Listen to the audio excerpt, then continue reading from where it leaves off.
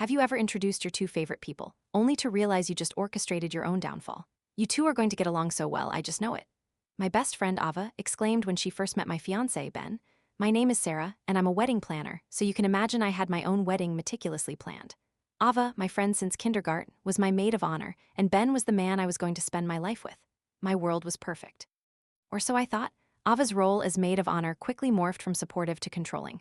While we were dress shopping, I fell in love with a beautiful, modern gown, but she talked me out of it.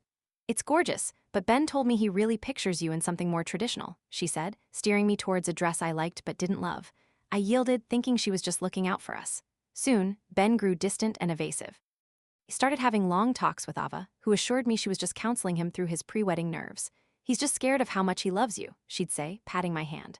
One evening, I came home early and found them on the patio, their heads close together in an intense conversation that abruptly ended the moment I opened the door.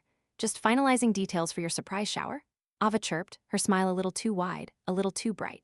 Ben just nodded, unable to meet my eyes. I felt a pit in my stomach, but I buried the feeling, telling myself that my two favorite people would never hurt me. The lie I was telling myself shattered a week later. Ben had left his phone on the coffee table and it buzzed with a text from Ava.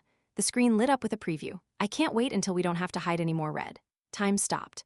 My hands shook as I unlocked the phone. I knew his password and opened their chat. It was a novel of their affair. Months of secret meetups, stolen moments, and critiques of me. They talked about how they were a better match, how I was too focused on work, how they had a real connection. The worst part was the plan. They were going to let me pay all the deposits for the wedding, break up with me a week before, and then use my dream venue, my caterer, and my photographer for their own ceremony a few months later. They had downloaded all my contracts and vendor information. They weren't just stealing my fiancé, they were stealing the wedding I had poured my heart and soul into. Instead of a tearful confrontation, I chose detonation. I meticulously took screenshots of everything. Then, on the day of the bridal shower they had planned, I hosted my own event. I invited everyone, our families, our mutual friends, and in a toast, I told them there was a change of plans for the wedding. And I connected my phone to the big screen TV, and in front of 60 people, I put their entire sordid conversation on display. The silence was absolute, broken only by a gasp from Ben's mother. The humiliation was total. They stood there, frozen, as their friends and family stared at them with disgust before walking out one by one. I canceled everything, and with the money I got back, I took a month-long trip to Italy. The wedding I planned never happened, and it was the best thing that could have happened to me.